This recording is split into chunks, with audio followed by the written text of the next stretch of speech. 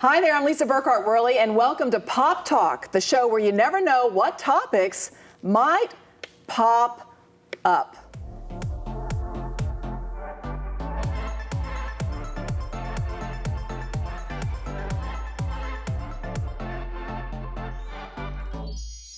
Well, we've been dealing with COVID a lot, haven't we? Now we have this Delta variant that has really put a lot of people in the hospital, has made people sick, including myself. And fortunately, we've leveled off a little bit, but we don't know how long that's going to last. So what are we to do about COVID? How can we best treat it? Well, today we have a doctor of nursing here in the studio who's going to tell us just what COVID is all about if you haven't had it, and also how she treats this very, very deadly at times virus. But before I introduce her, and I want to tell a God story about her, I want to introduce my co-host today, Rosemary Legrand. Hello, everyone. Yeah, Dr. Lynette has the day off. We miss you, Dr. Lynette. So I've just got to tell you a God story. We were supposed to tape this show with Dr. Alex Watkins a couple of weeks ago, but guess what? My husband and myself, we got COVID, and we were really sick.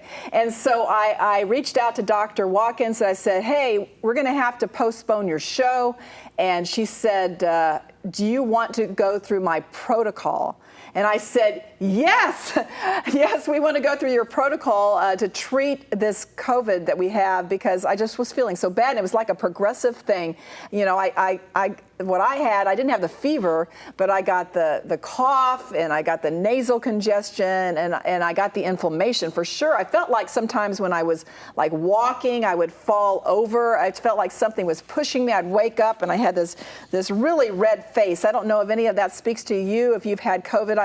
I will tell you, I have a lot of empathy for anyone who is going through this, and now I love to pray for you if you've got it. So let me let the audience know a little bit about you, Dr. Watkins. And I just want to say thank you right here in front of the world for saving my life. Really, you could have saved my life with your protocol. I couldn't even get into my own doctor, and I had to go to an emergency clinic to get even tested, you know, just because there's so many cases right now. And I think doctors are just overloaded.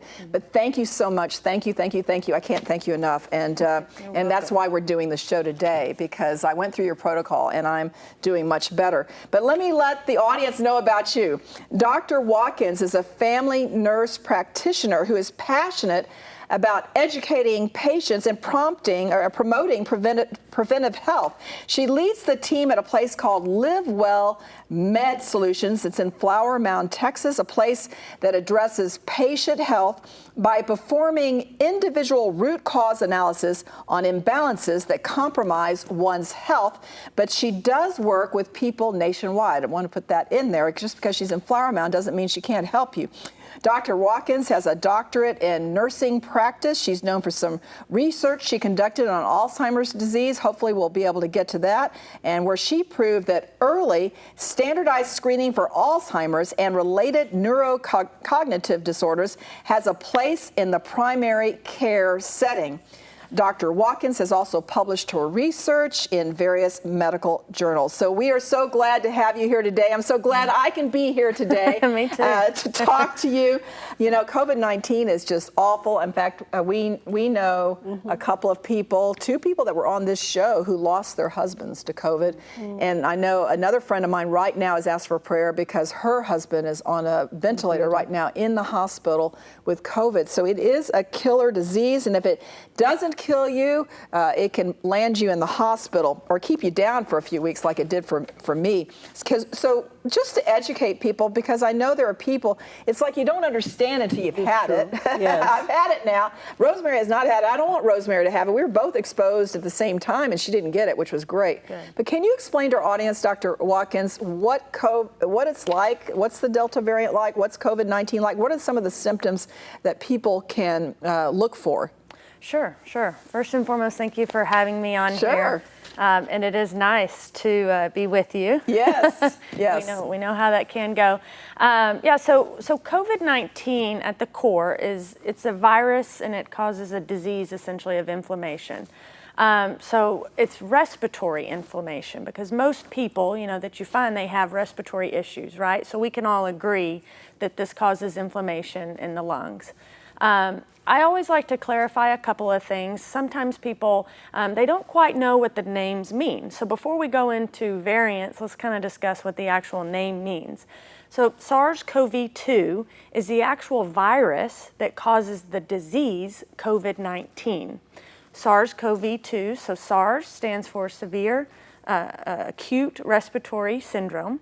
CoV-2 is coronavirus 2, because we've had the coronavirus before in 2003. We had an issue with the coronavirus, so that's why we have CoV-2. It causes the disease COVID-19, which is coronavirus disease. 19 is the year that it was discovered, 2019. And so I like to make that clear first. So we have essentially dealt with the coronavirus before, like I say, in 2003, and that's really where our research started. Where have we seen this virus before, or a virus like this before, and what did we use to treat it? And that's where budesonide came in. We used inhaled budesonide in 2003 to treat the coronavirus.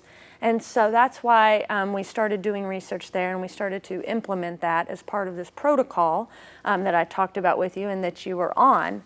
And so what budesonide is, it is a steroid. Steroids decrease inflammation.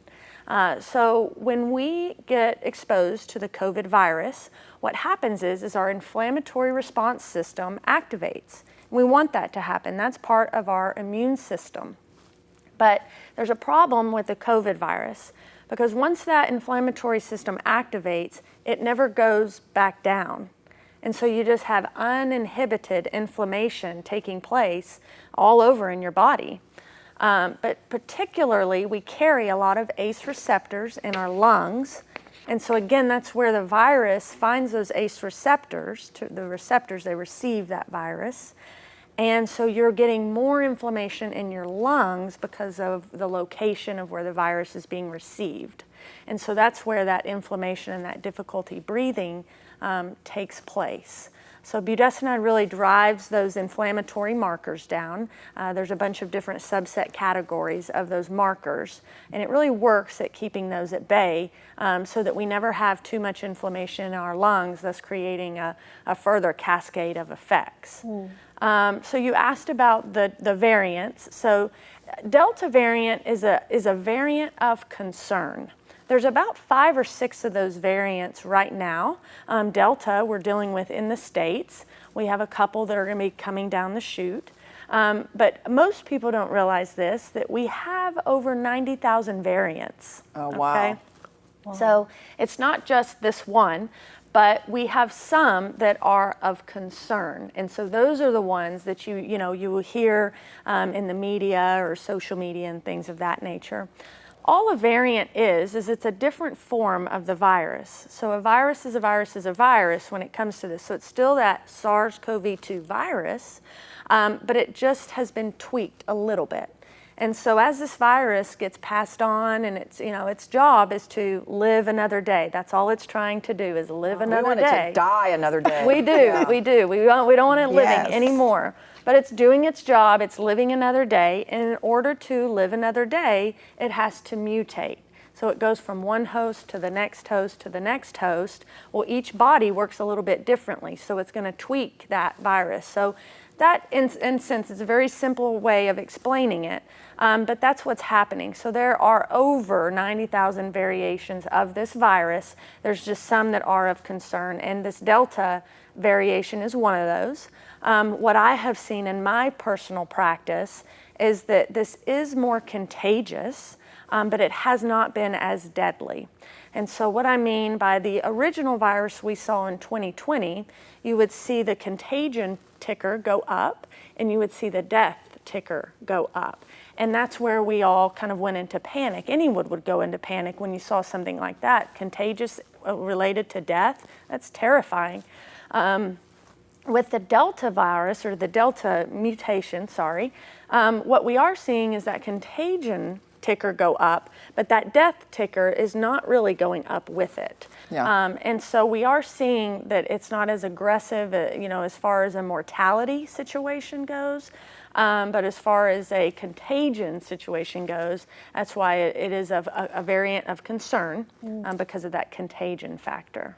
Now, you have treated like thousands of people successfully who have COVID. Can you talk, including me, can you talk a little bit about your treatment and how fast does somebody have to get into you to start the protocol in order to be successful? That's a great question. I've treated about over 7,000 people successfully. So I want to state that, and I always state that first, because I have not had time. I had an article published. It was a case study. It's been published in a peer-reviewed journal, and it was a case study of 2 patients. Now I have over 7,000. I don't have the time to pull that together, but I will, because I really think we have a testament on our hands to just how effective and beneficial this protocol is. And I also start off with that because some of the drugs that I use have been in the media and played up that they're not effective drugs. And so, this is a very scientific-based, research-based protocol, but it's also in clinical, from a clinical aspect, it has been very effective. We just haven't had time to sit down and put it on paper to get it in a peer-reviewed journal just yet. Oxford came out and they did a study and found that if you start budesonide early like signs of symptoms, it decreases your chance of hospitalization by like 90%. Wow. And then if you do get hospitalized, it decreases your chances of being intubated. Now, I have had patients that have been on this protocol that have had to be hospitalized, but intubated, if we started early, no, I have not. And so that is a testament because the worst thing is to be intubated because there it gets a little dicey. So the protocol that we use is budesonide. I've said that several times. We have it in many forms. There's an oral form, a liquid form, an inhaler form, another liquid form that's for your nebulizer that we use. There's even suppositories for it. So this drug has been used effectively for many diseases. The inhaler, the nebulized form that you used, patients with COPD or asthma, our little kiddos, they use budesonide. So it's a very safe and effective drug, but it's gotten a little bit of kickback for COVID treatment because it's not FDA approved specifically for COVID. But our argument was this is a disease of respiratory inflammation. COPD and asthma are both diseases of restrictive airway. And so that was we were looking for emergency use authorization of this drug for COVID. That's imperative because then hospitals can start using it effectively and put it in a protocol for their use. The next drug we use is an antibiotic. Now, a lot of people say, I thought this was a virus. Why are you giving me an antibiotic, antibacteria? Well, what happens is we have opportunistic bacteria that live on us and in us. And when our body is working efficiently and effectively, it's keeping that at bay. There's no issue there. We have good bacteria, bad bacteria. We want it. It keeps our biodome healthy. Right. But unfortunately, when you get COVID, your body is overwhelmed with inflammation in this virus, and so that opportunistic bacteria says, hey, it's our time to make a move, because guess what? They just want to live another day too. I knew you were going to say that. So I was going to say it if you didn't say it. They want to live another day. They just want to live another day, so they found their opportunity. Yes. There is from a cellular aspect, there is a process that goes on where we have vascular leakage. And our lungs are full with vessels, tiny little capillary vessels, because that's where we do that carbon dioxide and oxygen exchange. Well, that vascular leakage happens. So think of condensation off of like a Coke can. You get condensation. That's what's kind of happening. So you're getting some vessel leakage, and it's going into the base of your lung. Well, down there, it's dark, it's damp, and it's the perfect place for bacteria to go and survive another day and multiply. And unfortunately, that's what happens. And so we give antibiotics that treat atypical bacteria, is what we call it. And that will prevent that COVID pneumonia from settling in and taking place. So that's it has a very important role. The third drug that we use is a drug called ivermectin. It is an antiparasitic drug, but it also has antiviral properties. So the media right now has really pushed this antiparasitic effect to it. But in the healthcare world, we know that some drugs can be used off-label for other things. And this is where ivermectin comes into play. This isn't the first time we've used it off-label for a virus. It has been used for several viruses. There is literature out there where they used it for cancer as an additive to cancer therapies. Cancer is a virus, so that would be that antiviral property. And so what ivermectin does in the most simplest of forms, I tell people, I told you earlier that viral cell, it's made up of fat, it's kind of a fatty layer. Ivermectin goes and kind of wears it down, and it exposes that RNA that tells the virus what to do. By exposing it, it's very sensitive. So any kind of different atmosphere, it can't survive and it can't replicate. And it also exposes it. Our body says, hey, something's not right. It's right here. There's something going on right here. So we can attack and rid it sooner than later.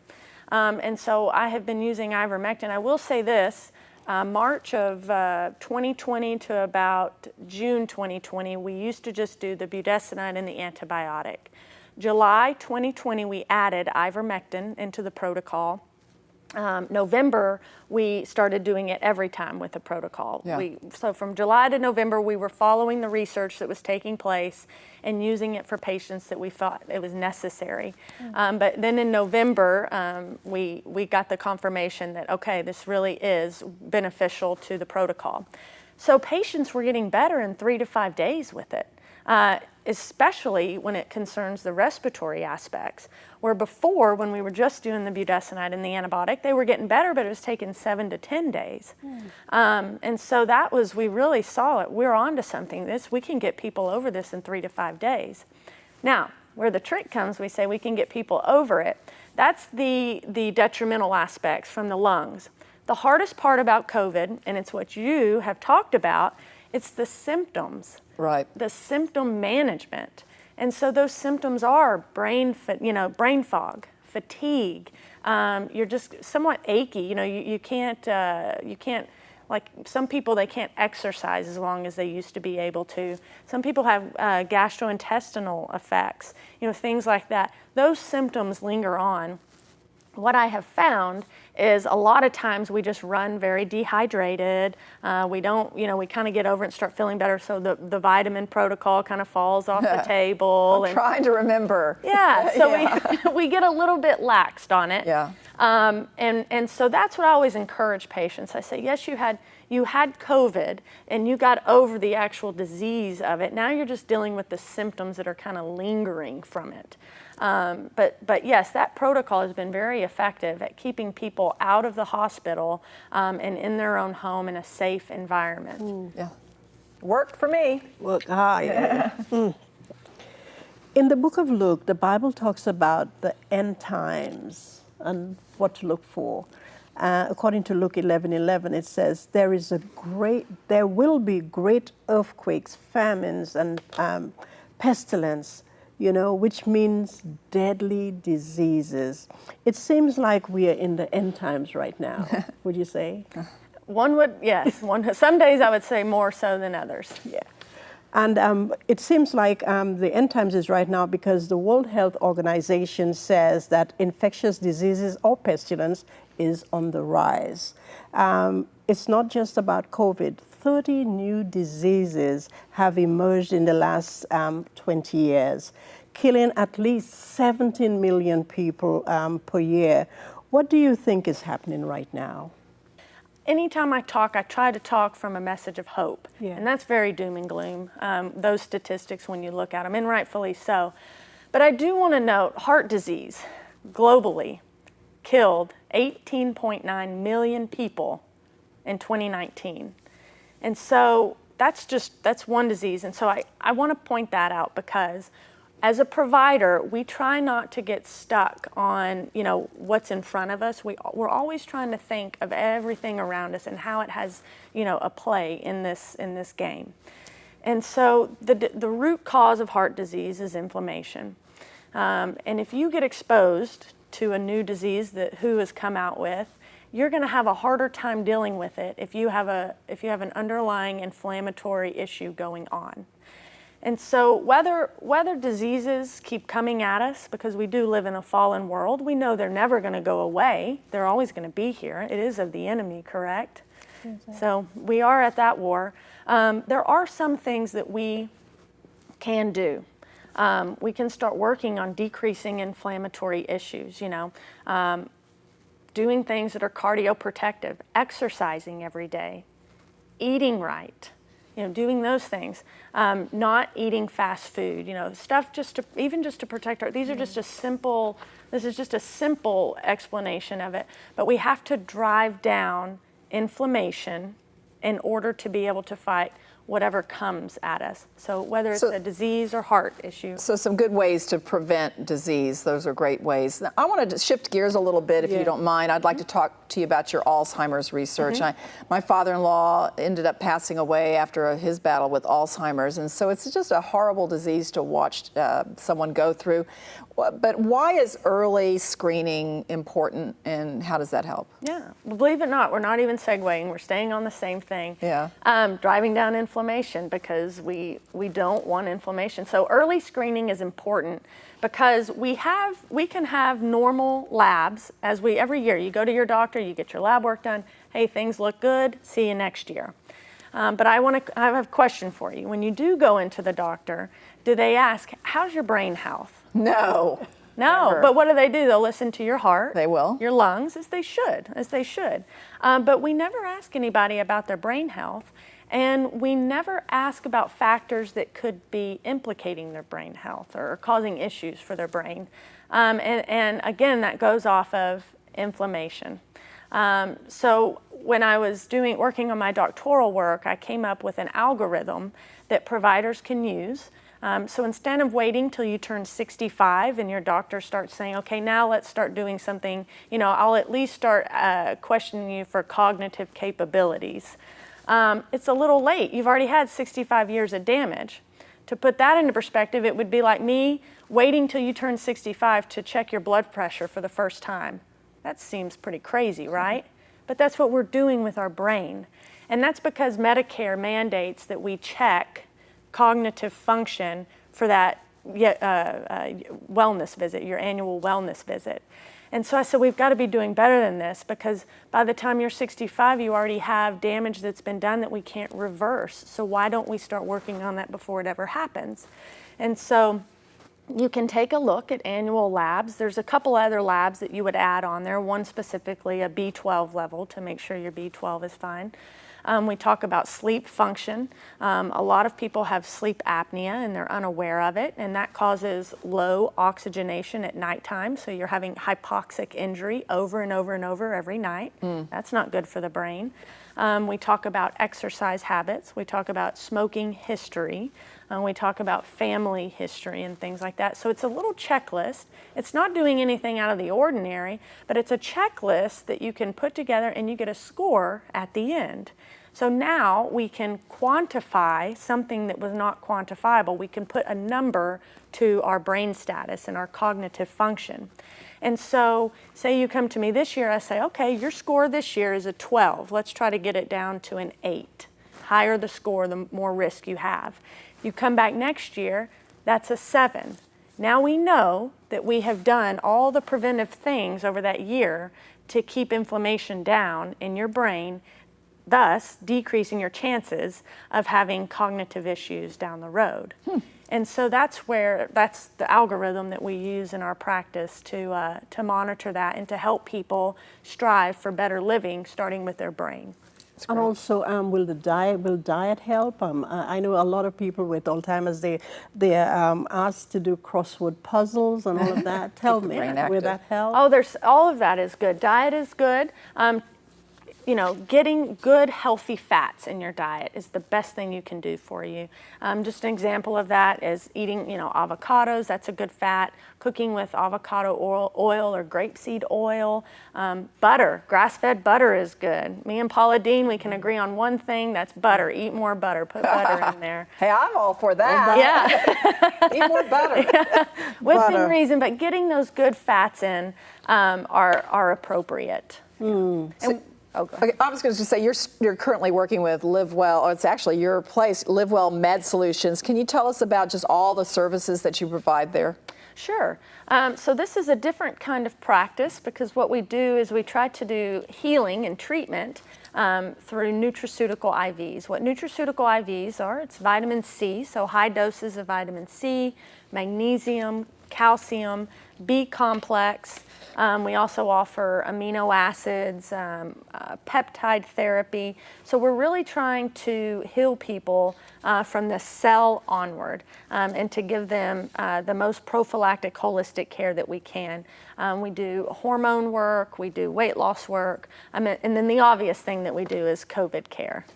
Well, thank you so much for being here on Pop Talk, Dr. Watkins. We're out of time, but I want to thank you again. Thank you for helping me get over COVID. And I know that many people are going to be calling you now and asking you to help them as well. And so we want people to be able to reach out to you in case if you do have COVID and you want to go through Dr. Watkins' protocol. Here's the way you find her website. It's livewellmedsolutions.com. livewellmedsolutions.com, and I guess they can just sign up for an appointment right there. Correct, right there. Okay, that is great. And we have a very special event coming up here at Pearls of Promise. It's called the Level Up Women's Conference, and Rosemary Legrand has more on that. I want to tell you about our Level Up Women's Conference coming up on October the 9th from 9 a.m. to 4:30 p.m. Now, every year we level up 2 things and we level down 1. This year we are leveling up truth, leveling up trust, and leveling down trials.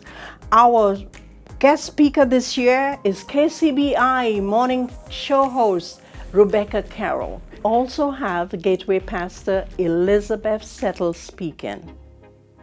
And a powerful testimony of a woman who escaped sex trafficking, Sandy Storm. And of course, our entire Pearls of Promise team will be sharing different messages.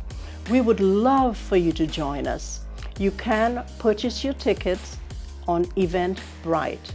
The tickets are $49. And we would just love for you guys to attend our Level Up Women's Conference. It's always anointed, isn't it, Rosemary? All the time. We just have an incredible time at Level Up. And so if you want to get more information about that, again, you can email us at info@pearlsofpromiseministries.com. Our website is the same, pearlsofpromiseministries.com. We're also on Facebook, Twitter at Pop Talk Media, and Instagram at pop_ministries. We want to say a special welcome to our latest television station, CTN Tallahassee, and that is WVUP, Channel 45. Welcome, Tallahassee, to Pop Talk. Thank you. We want to thank all of our other television networks, Faith Unveiled Network, Paula White's Life Network for Women, King Television, Overcoming Television, CTF TV, and Channel 49 in Fort Worth. And we just love our production studio, Grace Point Media. For all your media needs, go to gracepoint.media. Well, that is Pop Talk for today. We've enjoyed our guest today, Dr. Alex Watkins. We're just ordinary girls who God's turning into pearls. Have a wonderful week.